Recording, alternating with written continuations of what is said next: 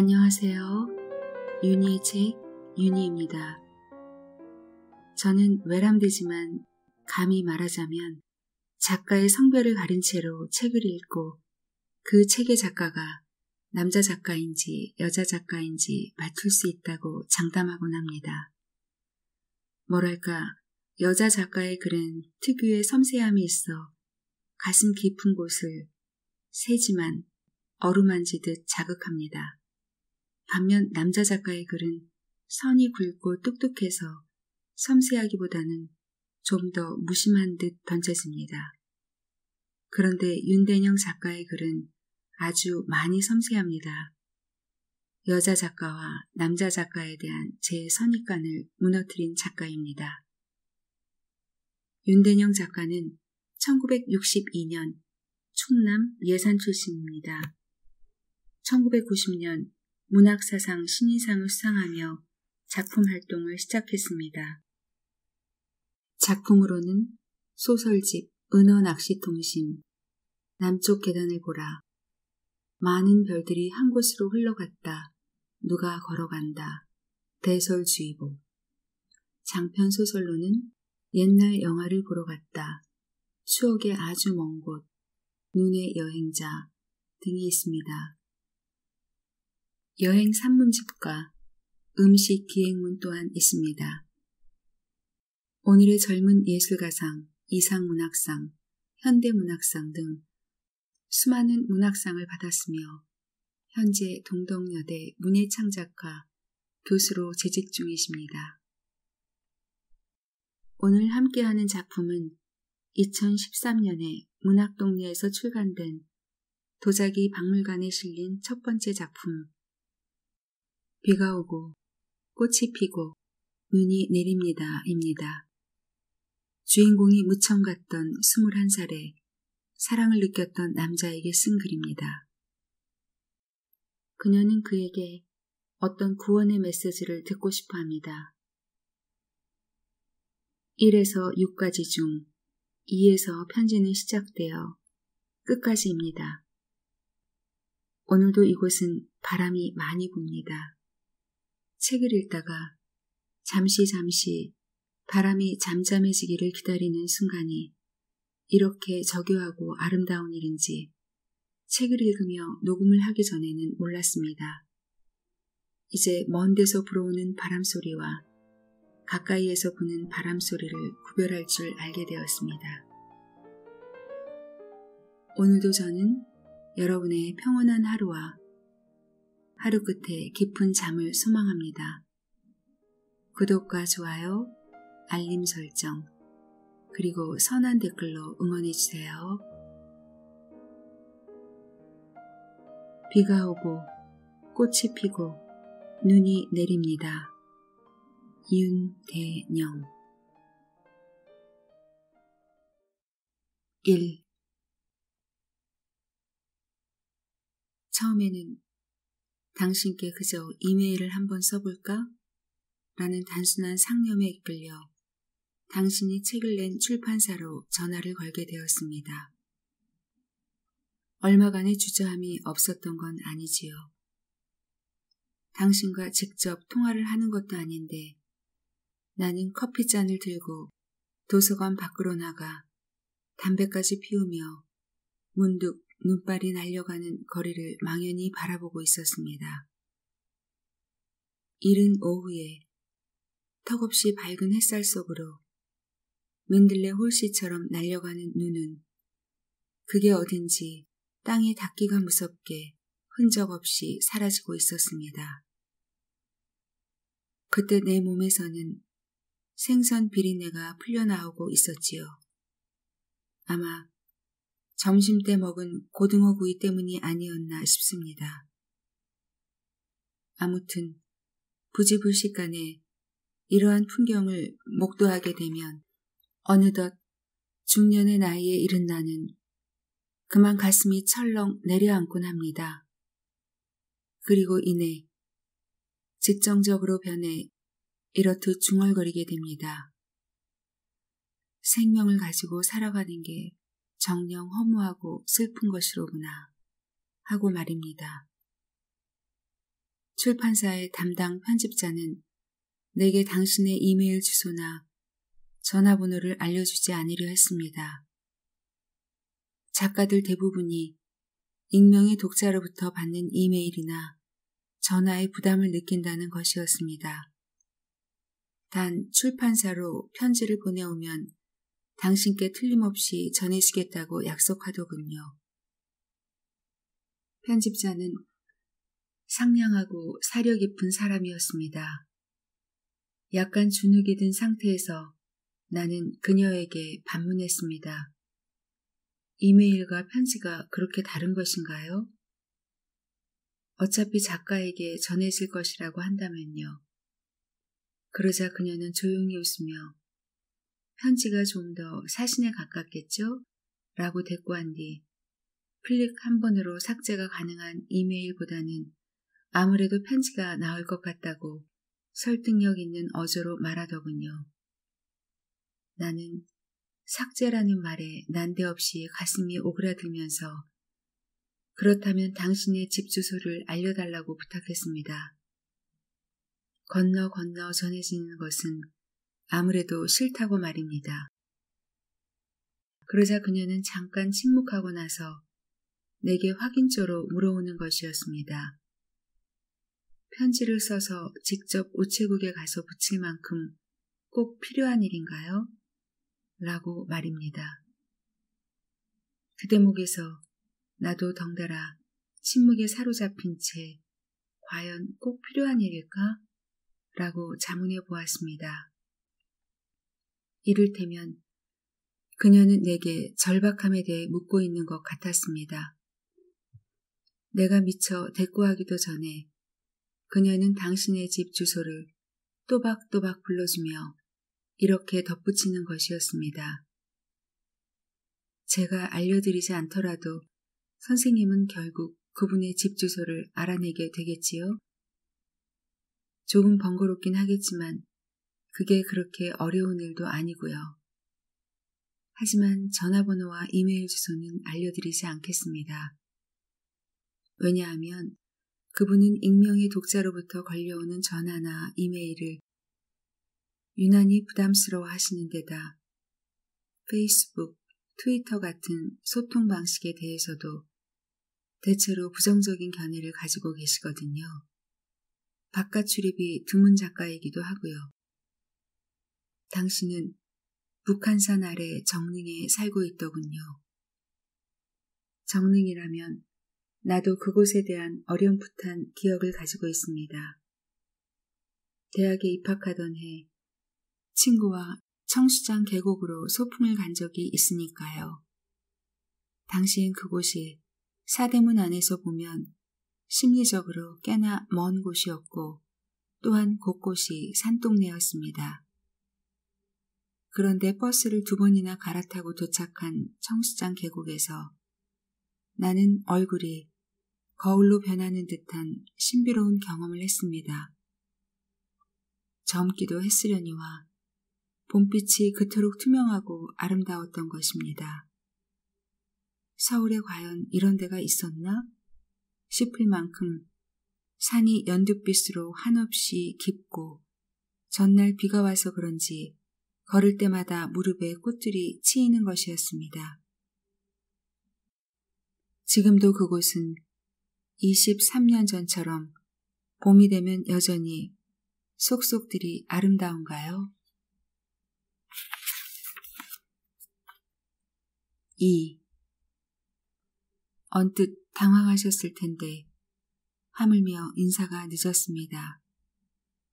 그렇다면 마땅히 보내는 사람의 이름부터 밝혀야 하겠지만 그것은 조금 뒤로 미루기로 하겠습니다. 왜냐하면 자기를 호명하는 직설적인 방식으로는 나라는 존재를 환기시키고 싶지 않기 때문입니다. 그렇습니다. 나는 당신과 오래전에 잠깐 알았던 사람이고 아마도 지금은 까마득히 잊혀진 존재가 되어 있을 것입니다. 이름을 밝히면 어찌어찌 당신 기억에 떠오를 수도 있겠지만 그 순간 당신은 내가 하고자 하는 말에 더 이상 귀를 기울이지 않을는지도 모릅니다. 그만큼 나는 당신한테 각인된 나에 대해 여전히 자신 없어 하고 제풀의 초라한 마음이 되곤 합니다. 이런 표현이 가능하다면 우리는 아주 잠깐 만났을 뿐이지만 나로서는 그 일이 이태껏 마음에 커다란 지문으로 남아 있습니다.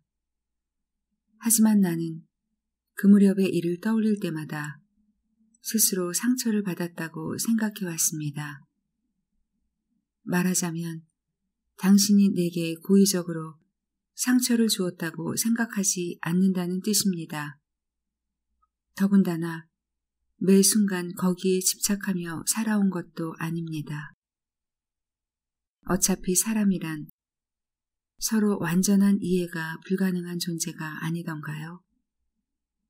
그렇더라도 부인할 수 없는 사실이 하나 있다면 우리는 서로가 개입된 과거에 의한 삶을 살아가고 있다는 것이겠지요. 그 흔적에 기대어 살 수밖에 없는 삶 말입니다. 때문에 나는 당신께 한 번쯤은 어떤 절박한 질문을 해도 되지 않겠냐는 생각을 하게 되었던 것입니다.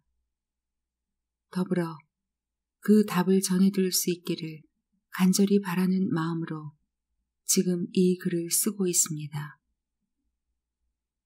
꼭 한 달 전 일요일이 되겠습니다. 그날 나는 서울 근교 SC에 있는 B병원에서 우연히 당신을 보게 되었습니다. 나는 모든 우연에는 늘 필연적인 요소가 개입돼 있다고 믿는 평범한 사람들 중에 하나입니다. 알고 계시겠지만 그 병원은 뇌졸중이나 뇌성마비, 뇌병변 등 뇌 손상을 입은 환자들을 치료하고 재활을 돕는 전문 기관으로 알려져 있습니다. 또 말기암 환자나 만성질환자들의 요양을 겸한 시설이기도 합니다. 그곳에는 간암 말기 판정을 받은 나의 아버지가 올 여름부터 입원해 있습니다. 부끄러운 고백을 하자면 그렇다고 자주 찾아가는 편은 아닙니다. 보호자가 필요 없는 시스템으로 병원이 운영되고 있기도 하지만 그보다는 평소 아버지와의 관계가 돈독지 못했던 탓이 더욱 크겠지요. 암 선고를 받기 얼마 전까지만 해도 나의 아버지는 버젓이 두 집 살림을 했던 사람이고 젊었을 적에도 타고난 바람길을 주체하지 못해 늘 지진 같은 혼란을 가족들에게 안겨준 장본인입니다. 그 때문에 나는 되레 어머니를 비난하고 심지어는 비웃기까지 하며 타인의 고통에 대해 대체로 무감하고 냉소적인 사람이 되고 말았습니다. 그럼에도 가끔 병원을 찾게 되는 것은 그나마 나이를 먹어가면서 생긴 일말의 심경 변화 때문이겠지요. 어쩌면 아버지라는 사람도 그동안 살아오면서 이따금 가족을 떠올리며 괴로워하거나 자책하지 않았을까? 라는 희박한 믿음의 의지에서 말입니다. 그것도 아니라면 적어도 매 순간 다가오는 죽음을 바라보면서 공포를 느낄 수밖에 없으리라는 사실 때문에 말입니다. 사람은 결국 고통을 통해서만 서로를 이해하게 되는 걸까요? 글쎄요, 잘 모르겠습니다. 아버지가 입원한 뒤로 어머니는 단 한 번도 병원을 찾지 않았으니까요. 요컨대 나는 어머니의 심정도 얼마든지 이해할 만하다고 생각하는 편입니다. 그날 나는 아버지와의 면회를 끝내고 복도로 걸어 나오다 무심코 옆 병동을 바라보게 되었습니다. 그리고 저절로 걸음이 멈춰졌지요. 거기 어떤 익숙한 남자의 모습이 눈에 빨려 들어왔던 것입니다. 누렇게 바랜 흑백 사진 속에서 가슴에 사무쳐 있던 누군가를 발견했을 때처럼 말이지요. 당신은 투명한 비닐 위생복을 입고 어떤 환자의 침상 옆에 앉아 있었습니다. 병상에는 내 나이 또래로 보이는 중년의 여인이 누워 있었지요. 누구라도 조금만 주의를 기울여 바라보면 그 여인이 의식불명인 채로 누워 있다는 것을 눈치챌 수 있었습니다. 당신은 수척한 표정으로 그녀의 팔다리를 정성껏 주무르고 있었지요. 이마에 땀을 흘리며 실내를 무릅쓰고 말한다면 마치 애무를 하듯이 말입니다. 주변 침상에는 역시 의식불명인 채로 죽음을 기다리는, 아니 그조차도 의식하지 못한 채 노인 환자들이 누워 있었습니다.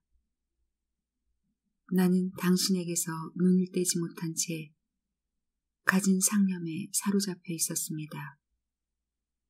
그리고 뜻하지 않게도 당신이 순간순간 느끼고 있을 아픔을 헤아려 보고 있었습니다.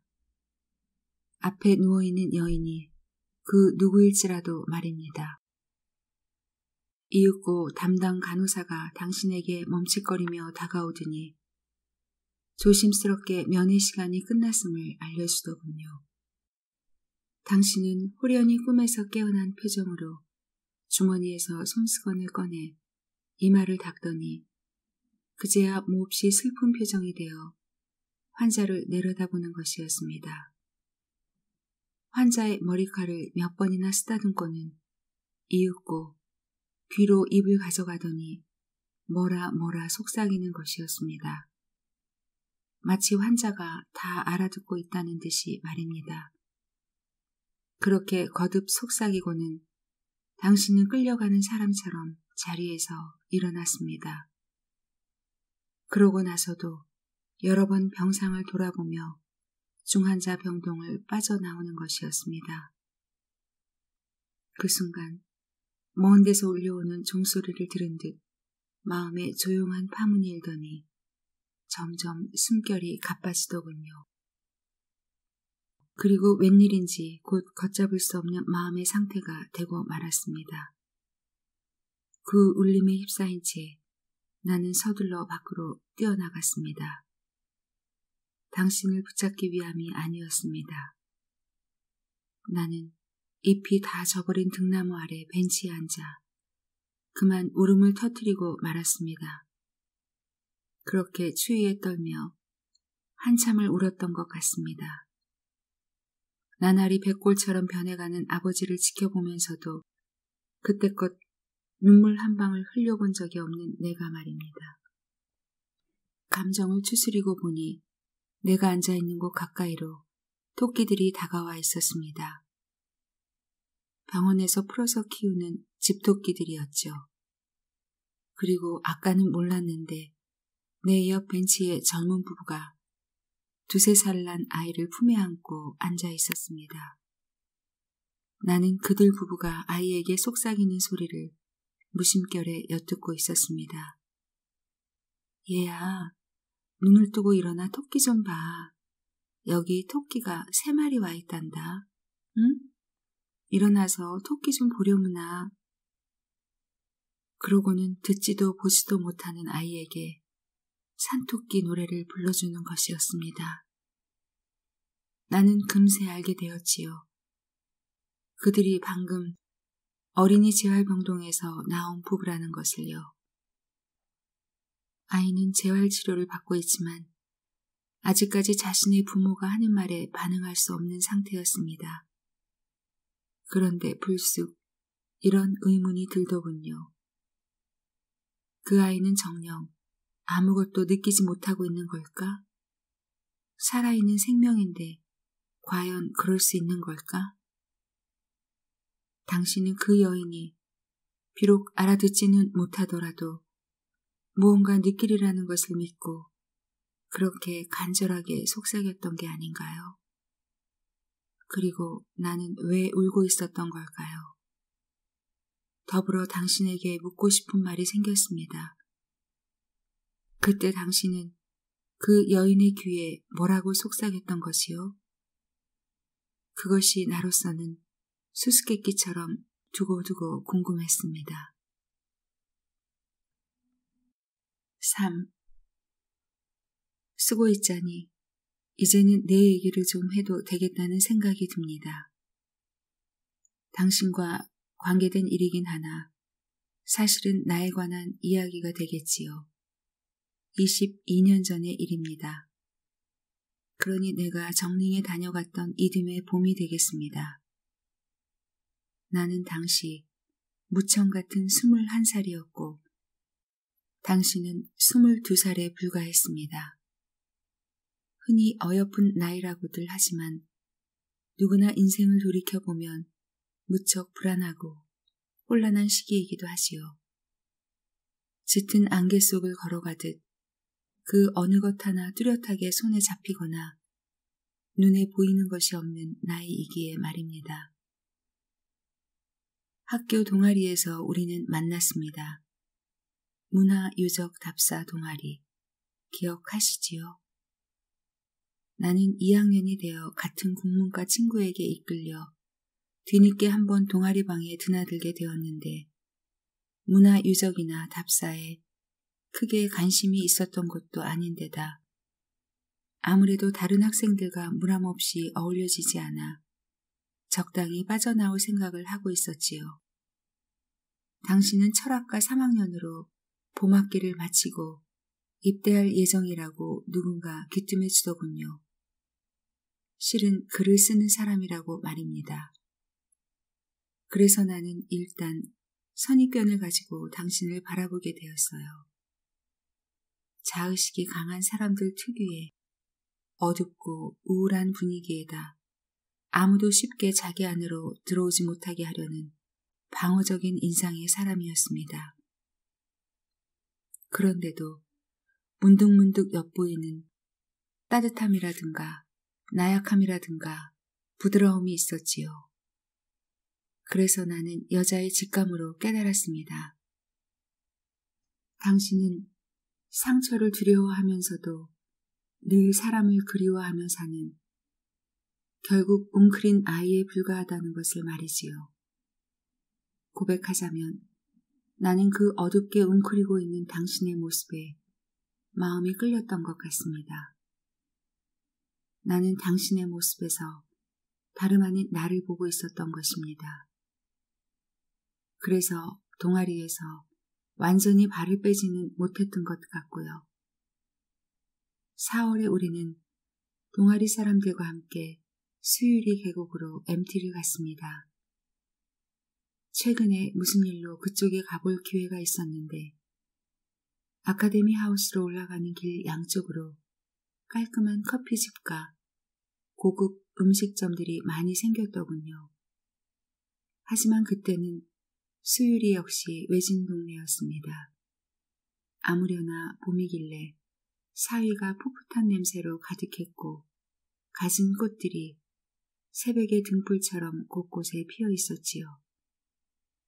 계곡에서 술을 마시고 돌아가며 노래를 부르다 11시 무렵이 되어 우리는 도깨비들처럼 어두운 밤길을 더듬어 버스 정류장이 있는 곳으로 내려왔지요.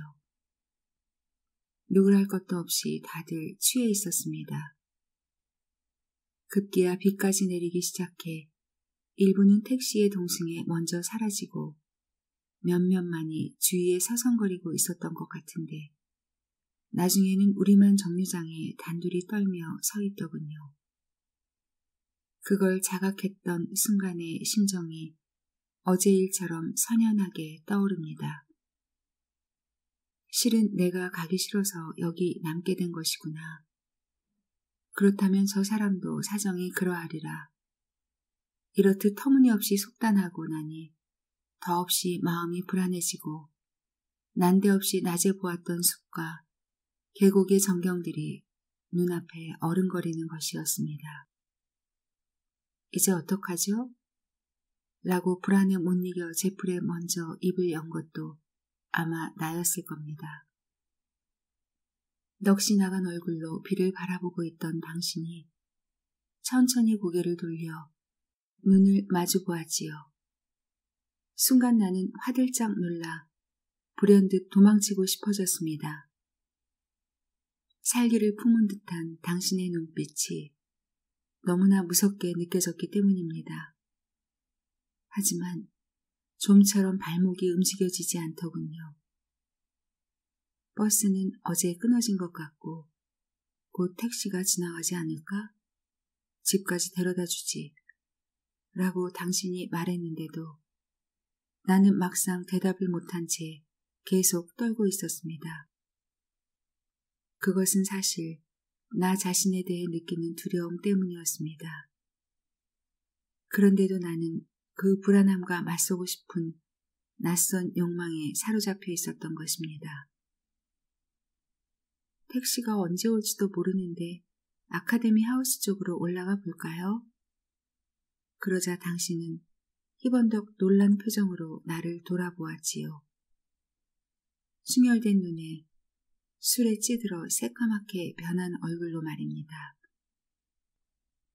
그리고 고작 한다는 말이 이랬지요. 현재 우리가 처해 있는 상황과 아카데미 하우스는 서로 어울리는 조합이 아닌 듯한데 혹시 주머니가 비어 있어서 그런 건 아니고요?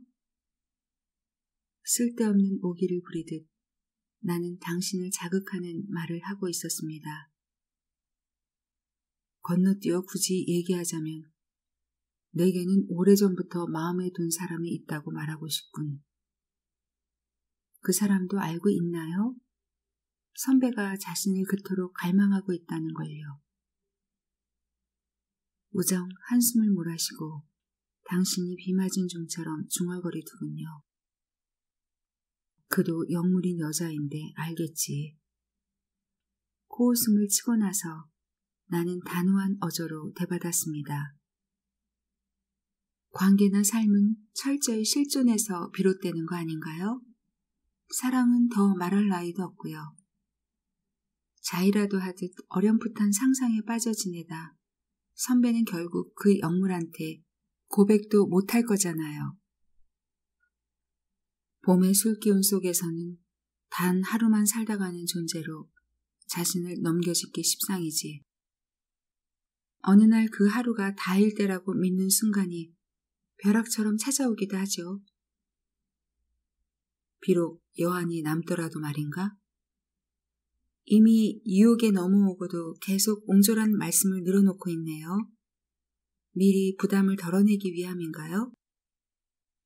이렇게 말하는 순간 나는 자존심 때문에라도 맹렬하게 몰려오는 슬픔을 느끼고 있었습니다. 내가 이미 받아들이기로 마음먹은 남자가 고작 이런 사람이었나? 하는 실망감 때문에 말입니다. 나는 그날 나 자신에 대한 생경한 두려움과 불안감에서 굳고 달아나고자 당신에게 매달리다시피 했던 것 같습니다. 이를테면 당신이라는 문을 통해 다른 세계로 빠져나가고자 했던 것이겠지요. 그게 어쩌면 성장이나 변화의 과정일 테고요. 그런데 여기서 한 가지 묻고 싶은 게 있습니다. 만약 사람 사이에 사랑이라는 게 존재한다면 그 시작은 이렇듯 늘 부산스럽고 어설픈 게 아닐까요? 거기에 서로 실수와 오기와 슬픔 따위가 개입돼 있더라도 그게 바로 사랑의 시작이 아니던가요? 어쩌면 변명으로 들리겠지만 나는 봄날의 술기운 속에서 어느덧 당신을 마음에 품고 있었던 모양입니다. 그것이 어떤 보상으로도 돌아오지 않을 거라는 걸 이미 짐작하고 있으면서 말입니다. 무너지듯 내리는 빗소리를 들으며 깜빡 잠이 들었던 듯한데 깨어보니 낯설고 누추한 방에 나 혼자 누워있더군요. 그때 내가 느꼈던 막막함과 불안과 공포를 당신은 모르겠지요.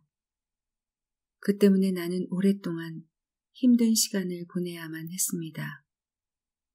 이튿날 새벽 당신은 내가 잠든 사이에 도둑처럼 사라졌던 것입니다.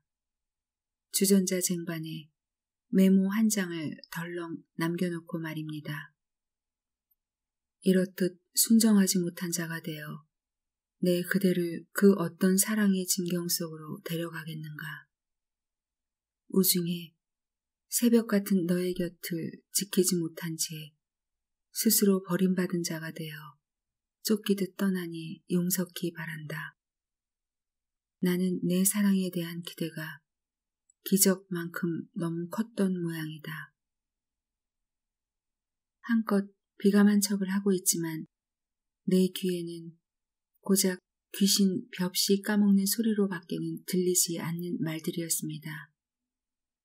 메모지를 휴지처럼 구겨 쓰레기통에 집어 던지는 순간 돌연 울음이 터져 나오더군요. 사정이 어떻든 간에 비가 퍼부는 새벽녘에 변두리 여관방에서 버림받았다는 사실 때문에 나는 상처를 받을 수밖에 없었습니다. 어떤 식으로 이해를 한다 해도 그때 당신은 내게 너무 큰 잘못을 저질렀습니다. 잘 아시겠지만 아픔은 언제나 뒤에 남겨진 사람의 몫입니다. 정녕 그렇게 생각해 본 적은 없습니까? 아까도 말했듯이 이제와 그것을 따지거나 묻고 싶어 이 글을 쓰는 것은 아닙니다. 돌이켜보면 그날의 일은 어떤 의미에서는 내게 필요한 경험이기도 했습니다. 누구 말 맞다나 인생에서 나쁜 경험이란 없다고 한다면 말입니다. 나는 그 불안하고 막막한 시기의 관문을 통과하기 위해 호시탐탐 기회를 엿보고 있었는지도 모릅니다. 그러나 상대가 하필 당신이었던 만큼 나는 당신을 사랑하고 있었던 게 분명합니다. 며칠 후 어머니가 쓰러져 입원을 하는 바람에 나는 서둘러 용인 집으로 돌아왔습니다. 그리고 몇 달 후 당신이 입대했다는 소식을 이미 무관심해진 상태에서 전해 들었습니다. 4. 조금 더 얘기를 하자면 나는 몇 년 전부터 어린이 도서관에서 근무를 하고 있습니다. 처음 1년은 자원봉사 형식의 계약직으로 일했는데 전국적으로 어린이 도서관 붐이 일면서 시민단체나 사회단체에서 지원을 받게 되었고 용케 내 자리가 생기게 되었습니다. 직원으로 채용되면서 먼저 어린이 독서 캠페인의 일환으로 북스타트 기획을 맡게 되었고 비슷한 시기에 책 모으기 운동도 시작했습니다. 그리고 작년부터는 도서관 내에 책 읽어주는 방을 만들어 직접 운영을 담당하고 있습니다. 새삼스럽게 당신이란 존재를 떠올리게 된 것도 실은 도서관 일을 하면서입니다. 책 모으기 운동과 관련한 도서 분류 작업을 하다가 우연히 섞여 들어온 당신의 책을 보게 되었던 것입니다. 그래요.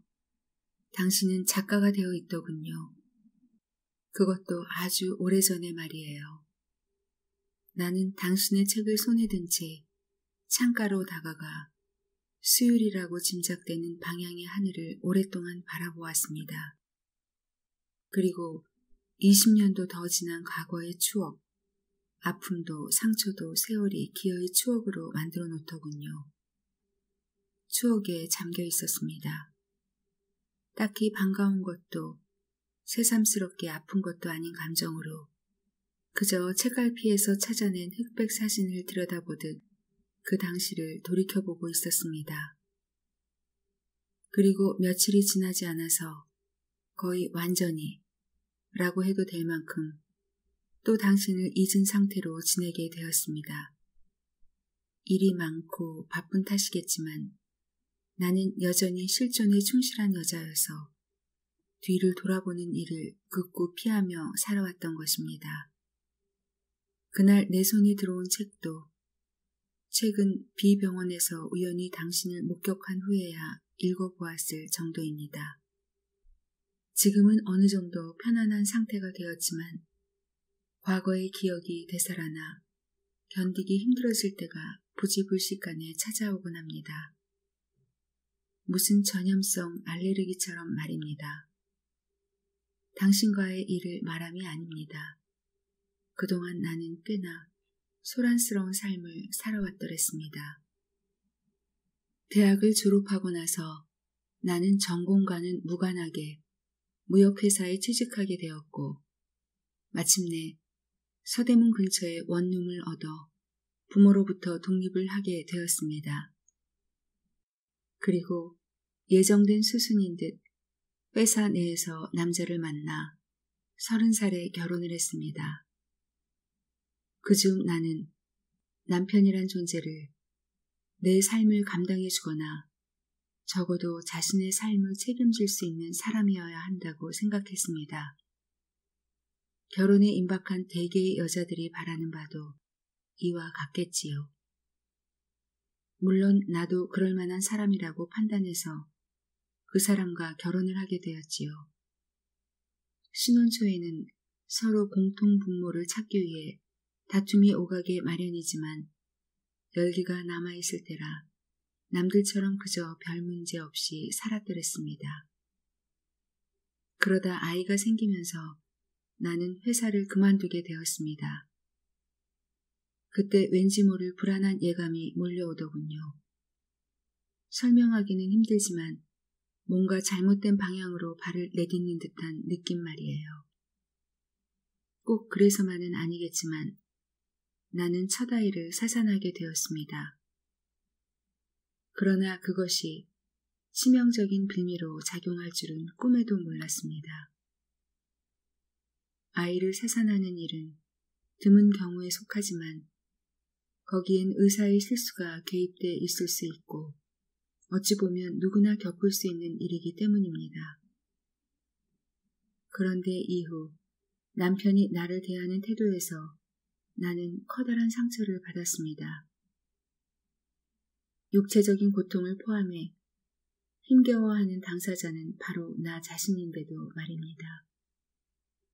딸은 어머니의 운명을 담는다고 달고 다른 속설이 있습니다만 내가 그 경우에 해당될 줄은 참으로 몰랐습니다. 남편은 허구한 날 바람을 피우면서도 오히려 당당하게 나에게 군림하려 했습니다. 그럴 때마다 왜지요? 라고 물으면 이렇게 말하는 것이었습니다. 알고 보니 당신이란 여자는 마음이 모질고 집요한 데다 거칠기까지 하더군. 나는 그런 말을 들을 때마다 회초리를 얻어맞은 것처럼 깜짝깜짝 놀라 눈을 감아버리곤 했습니다. 아무 대꾸도 못한 채 말입니다. 왜냐고요? 그것은 바로 나의 아버지라는 사람이 나의 어머니에게 상습적으로 퍼붓던 말이었기 때문입니다. 어머니를 닮아 참을성이 대단했던 나는 남편이 바람을 피우거나 말거나 반기하기 시작했습니다. 그게 또 남편을 못 견디게 했던 모양입니다. 첫 번째 구타가 있던 날 나는 이혼을 결심했습니다. 폭력의 속성은 아무래도 대항할 조건을 갖추지 못한 상대에게 일방적으로 행해지는 데 있습니다. 그렇다면 무엇을 위해서든 더 이상 그것을 감내할 이유가 없는 것이지요. 이혼하는 과정도 쉽지 않아 그만 몸과 마음이 폐허처럼 변하고 말았습니다. 자멸감에 빠진 나는 지금으로 판단하면 정신과 치료부터 받았어야 했는데 오히려 서울에서 멀찌감치 떨어진 춘천으로 옮겨가 자신을 감금하듯 원룸에 처박히고 말았습니다. 살아야겠다는 의지가 없었던 것은 아닙니다. 애초에는 뭔가 마음을 추스리기 위해 춘천으로 갔다고 봐야 하겠지요. 하지만 고통에 짓눌려 도무지 의지대로 되지 않았습니다. 이를 찾아볼 엄두조차 낼 수 없었던 것이 춘천에서 살았던 1년여 동안 나는 내내 알코올릭 상태였습니다. 저녁이 되면 안개가 차오르는 공지천으로 나가 포장마차 따위에 앉아 혼자 술을 마시고 비틀거리며 돌아오곤 했습니다. 아닌 게 아니라 지분되는 남자들이 허다하더군요. 여차한 마음에 한 번은 어떤 남자를 따라가 몸을 내맡기기도 했는데 너무나 외롭고 힘겨워서 그 낯선 누구에게라도 찰나의 위안이나마 빌리고 싶었기 때문입니다. 하지만 그게 위안이 될 리가 있나요? 나날이 쌓여가는 자괴감 때문에 더욱 술을 마시게 되고 그러는 동안 나 자신이 참으로 모질고 집요한 사람이라는 것을 알게 되었습니다. 몸도 더할 나위 없이 나빠져 급기야 밥을 삼킬 수 없는 지경에 이르렀지요. 그리고 마침내 어둡고 비좁은 방 안에 누워 다만 죽음을 기다리는 처지가 되고 말았습니다. 그 무렵 어떻게 알게 되었는지 전 남편이 불쑥 찾아와 방에 누워있는 나를 보고 그만 기함을 하더군요. 그리고 내 앞에 털썩 무릎을 꿇고 앉아 눈물을 쏟으며 말하길, 내 죄가 이제 멈췄으니 당신께 벌을 받을 일이 남았다고 하더군요. 벌이라고요? 나는 힘겹게 눈을 뜨고 말했습니다. 나를 보세요. 누굴 벌할 힘이라도 남아있는 것처럼 보이나요? 차라리 병원에 입원이나 시켜주세요. 내 딴에는 살려다 이렇게 된 것이니까요. 그날로 나는 서울에 있는 병원으로 이송되어 몇 달을 입원해 있었습니다. 전 남편에게는 그만 됐으니 찾아오지 말라고 거듭 부탁을 하며 돌려보냈습니다. 내게 구원을 요구하지 말고 스스로 그것을 찾아보라고요. 그때까지만 해도 내게는 모진 마음이 남아있었던 모양입니다. 아니, 그보다는 다시 그 사람과 더불어 살아갈 자신이 없었습니다. 더러 아름답게 삶을 꾸려가는 부부들을 보곤 하지만 당시 나는 결혼 자체가 서로 불합리함을 실천하는 행위라는 극단적인 생각에 빠져 있었습니다. 어쩐지 너무 많은 얘기를 하고 있다는 느낌이 듭니다만, 네, 나는 지금 고통에 대해서 얘기하고 있습니다. 하지만 실제로 고통은 언어화될 수 없다고 생각합니다. 어찌 그 화염 같은 속내를 고작 말로써 드러낼 수 있겠습니까? 다만 그것을 통해서 누군가를 이해하는 단계로 나아갈 수는 있다고 생각합니다. 사람이란 존재는 적든 크든 누구나 고통을 겪고 있으며 그 때문에 타인의 고통에 대해서는 오히려 무관심하게 됩니다. 그러면 그럴수록 우리는 서로에게서 차츰 멀어지게 됩니다. 적어도 내 경험으로는 그렇습니다. 내 고통이 보다 커 보이는 이유는 그것이 지금 당장 나를 압박하며 괴롭히고 있기 때문입니다. 나는 하루에도 수십 명의 아이들을 만나게 됩니다. 하물며 그들도 한결같이 고통을 받고 있으며 어쩔 수 없이 점점 이기적으로 변해갑니다. 나는 그들의 모습을 통해 과거의 나, 현재의 나이기도 합니다. 나를 바라보곤 합니다. 그럼에도 나는 그들에게 한결같은 기대를 품고 있습니다. 지금 겪고 있는 고통을 통해 장차 그들이 서로의 존재를 조금씩 이해하고 받아들이리라는 것을 믿고 있기 때문입니다. 작년 가을께 일입니다. 책 읽어주는 방에 나오는 아이들 중에 12살 된 초등학교 5학년 남자아이가 있습니다. 사려 깊은 부모 밑에서 사랑을 듬뿍 받고 컸는지 밝고 쾌활한 아이였습니다. 그런데 어느 날 그 아이의 얼굴에서 문득 빛이 사라져버린 것을 나는 발견했지요. 마치 열병에 걸린 것처럼 얼굴이 검붉게 변해 굳게 입을 다물고 있는 것이었습니다. 그리고 구석에 고개를 숙이고 앉아 무언가를 힘들게 참아대는 모습이었습니다. 그런 상태가 2, 3일 계속되자 나는 그 아이가 걱정이 되어 따로 남게 한 뒤 무슨 일이 있는지 조심스럽게 물어보았습니다. 하지만 아이는 나의 눈을 피하면서 좀처럼 입을 열려고 하지 않았습니다. 그럼 우리 글로 써서 얘기할까?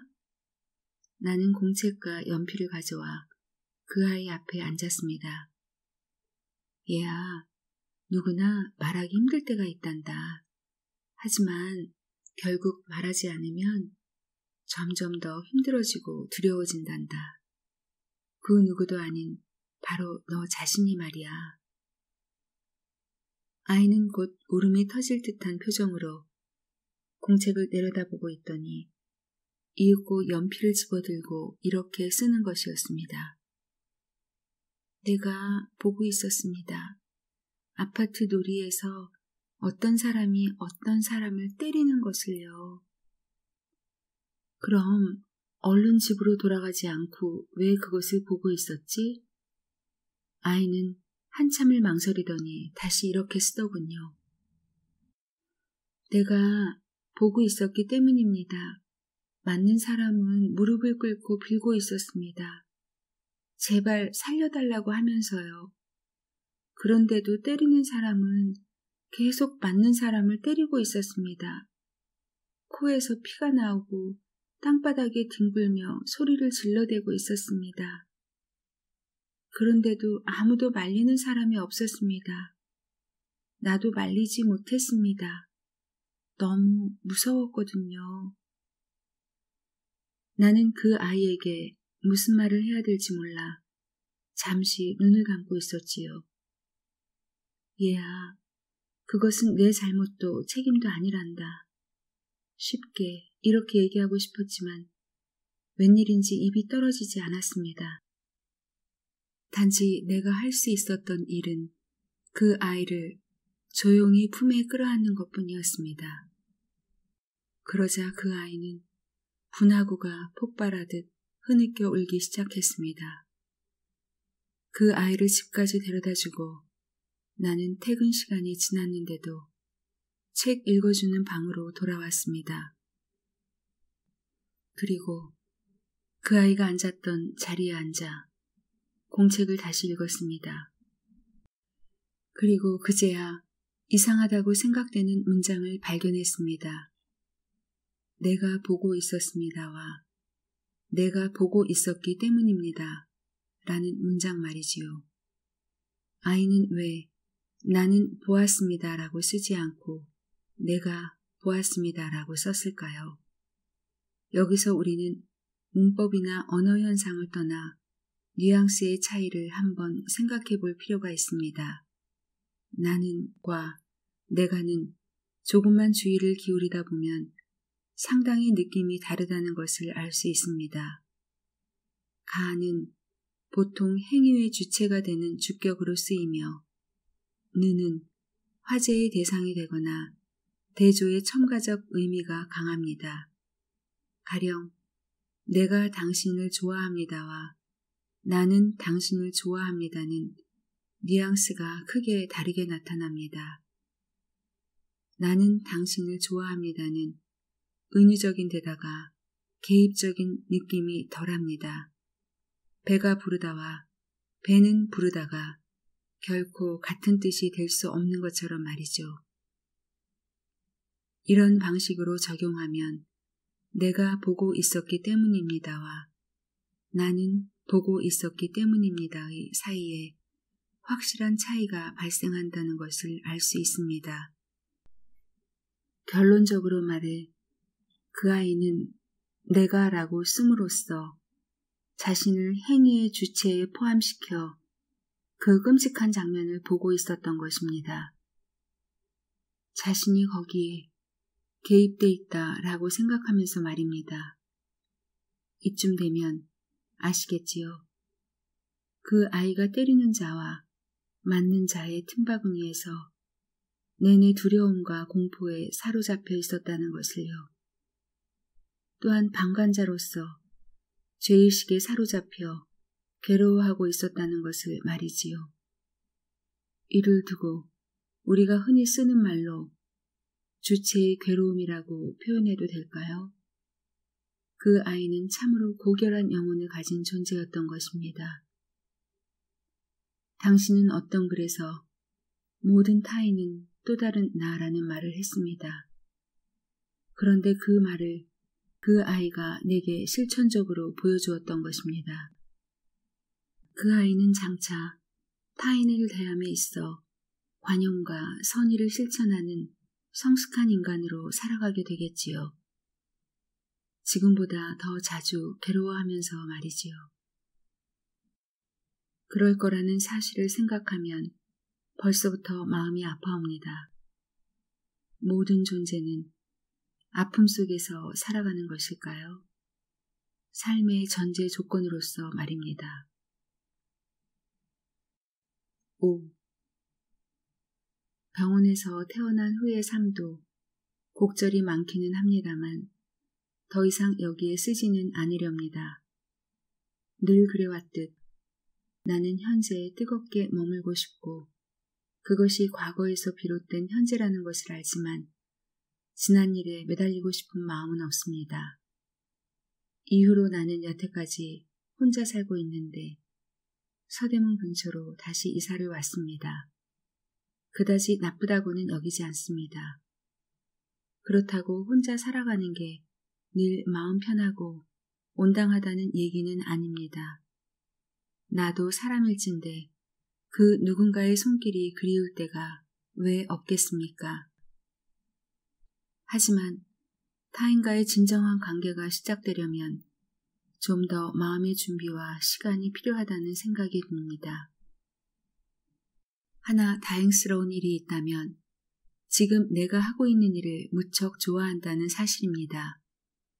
휴일 하루의 사소한 일상, 시장에 다녀오고 집안 청소와 빨래를 하고 집 근처 목욕탕에 다녀온 다음 커피숍에 앉아 몇 시간씩 책을 읽곤 합니다. 어떤 날에는 서울 이곳저곳을 걸어 다니기도 합니다. 그러한 사소한 일상도 내게는 더없이 소중합니다. 한여름과 한겨울에 2번 짧게 주어지는 휴가 기간에는 가까운 곳으로 여행을 하거나 혹은 먼 곳으로도 여행을 갑니다. 이번 겨울에는 인도네시아의 발리 섬에 다녀올 예정입니다. 발리라고 부를 때의 어감이 좋아 오래전부터 한번 가보고 싶어 했거든요. 이제 그만 글을 줄여 편지를 적을 때가 된 것 같습니다. 위에서 나는 당신께 한 가지 절박한 질문을 하기 위해 이 글을 쓰게 되었다고 말했습니다. 우연과 필연이 서로 겹쳐 있음을 나는 그날 B병원에서 당신을 목격한 순간 다시 깨닫게 되었습니다. 그런 일이 없었다면 이런 편지를 쓸 생각도 하지 못했겠지요. 그때 당신은 병상에 누워있는 여인의 아픔을 분명 온몸으로 느끼고 있었습니다. 모든 존재는 그것을 느끼고 있는 거죠. 그리고 당신도 함께 아파하고 있었습니다. 당신이 그 여인에게 무슨 말을 그토록 간절하게 속삭이고 있었는지 궁금합니다. 압니다. 그것이 얼마나 사적이고 내밀한 속삭임이었을지를. 그래서 아무나 함부로 물을 수 없다는 것도 압니다. 그것은 2 사람만의 비위가 오가던 순간이었겠지요. 그렇다면 이렇게 요청해보면 안 될까요? 당신은 소통의 임무를 부여받은 작가이니 조금은 사적인 독자인 내게 그 얘기를 들려줄 수 없겠느냐고요. 쓰다 보니 새삼 알게 되었습니다. 내가 여전히 누군가에게 구원을 요청하는 상태에 머물러 있다는 것을, 과거에 받은 상처나 아픔 때문에 괴로워하고 있다는 것을 말이지요. 어쩌면 이 상태 그대로 앞으로 남은 인생을 살아가게 될 것 같아 지레 겁이 납니다. 그래서 마지막으로 한 번 더 간곡히 청해봅니다. 내게도 그 말을 들려줄 수 없나요? 당신이 그 여인에게 속삭였던 바로 그 말들을요. 도서관에 불을 끄고 그만 집으로 돌아가야겠습니다. 오늘은 여느 날보다 밤이 좀 더 길어질 것 같습니다. 읽기에 난처한 대목이 수두룩했을 텐데 끝까지 읽어주셔서 고맙다는 말 고개 숙여 전하고 싶습니다. 6. 그대는 먼 곳에 혼자 있는 게 아닙니다. 비록 잠들어 있으나 바로 여기 지금 나와 함께 숨쉬고 있습니다. 내 손길이 느껴지지요. 그대는 잠결에 내 얘기를 듣고 있습니다. 꿈에서 나를 보고 있지요. 밖에는 지금 먼 데서 불어온 바람이 우리를 모로 지나쳐 또한 먼 곳으로 불어가고 있습니다. 바람의 소리가 귓전에 들리지요. 이렇듯 우리가 사는 세상은 여전히 비가 오고 꽃이 피고 눈이 내리고 있습니다. 윤대영 작가의 비가 오고 꽃이 피고 눈이 내립니다. 여기까지입니다. 오늘도 윤희의 책과 함께 해주셔서 진심으로 감사드립니다.